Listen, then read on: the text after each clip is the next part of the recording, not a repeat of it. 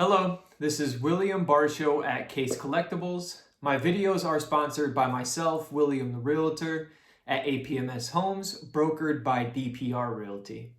Today, I am going to be doing a book review. This book review is on Ray Allen's book, From the Outside, My Journey Through Life and the Game I Love.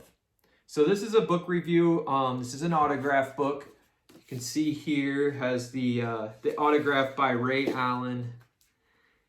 You know, he kind of has just some squiggles, but it is his authentic autograph. If you have any autographed items, can be anything, please drop an image in the comment section. Feel free to message me. I'm a huge collector myself.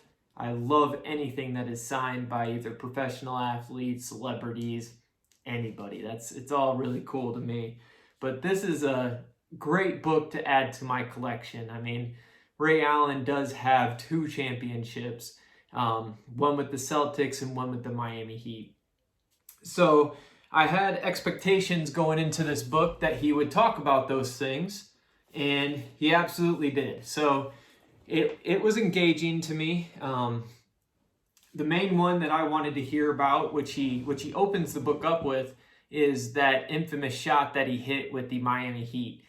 So if you're not aware, if you have followed LeBron James or Ray Allen or even just the Miami Heat, there was Game 6 that they were down against the Spurs, and LeBron James took a 3-point shot and he missed, and it bounced up. Chris Bosh rebounded the ball, kicked it out to Ray Allen, and Ray Allen hit a 3-pointer to tie Game 6 to send it into overtime to eventually path the Heat to win that game and path them to win their title against the Spurs. So he talked about that. He kind of talked about his mindset. And one thing that I thought was pretty cool is he mentioned, because you'll notice in like the 3-point shot, he has to like backpedal his feet, make sure that he's in bounds, and shoot kind of an awkward shot to get it in. And he mentioned the reason why he didn't just stay back on the 3-point line and wait for Chris Bosh to rebound it and kick it back is because he wouldn't have had any spacing. So Danny Green was guarding him. When he seen the shot go up, he ran halfway in, and that allowed him to get his spacing when he took his feet and he went backwards, caught the ball, and shot it in. So I thought that was a pretty cool explanation that he gave. And that's right out the gate, right out the jump of the book. So that was awesome.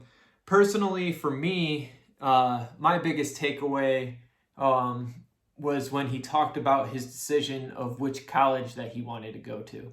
So I really enjoyed reading that portion of it. It actually kind of related a little bit to the way that I decided what brokerage or broker that I wanted to go to and hang my license with, because during that process you look at a few, you interview a few, and you find which one works best for you and your skill set, or just kind of like you and your environment.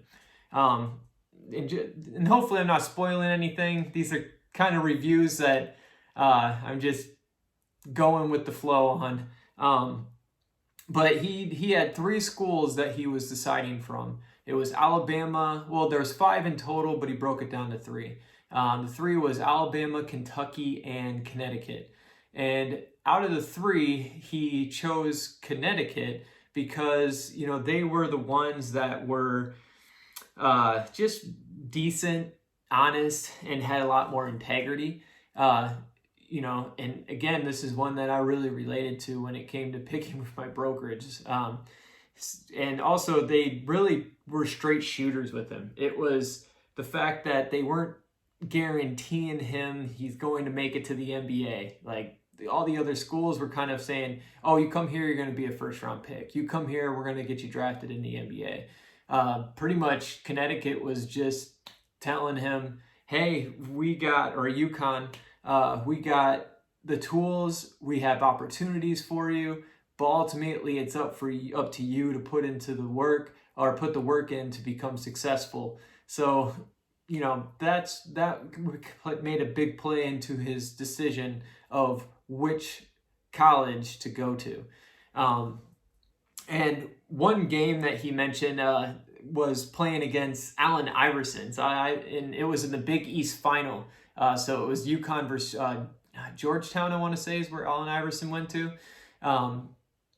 But yeah, it was the Big East final, Ray Allen versus Allen Iverson. And so I went to YouTube. I'll leave a description or a link in the description to the game if you decide that you want to watch it or you have any interest in watching it. So I watched that game. It was a pretty fun watch, like seeing young AI, seeing young Ray Allen. A lot of fouls in the game, so it's pretty slow pace because of that.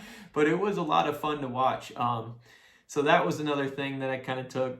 He did talk a lot about being in the South during his high school years and how that was really difficult for him, especially to try to find an identity because of the color of his skin and some of the racial problems that he had to deal with.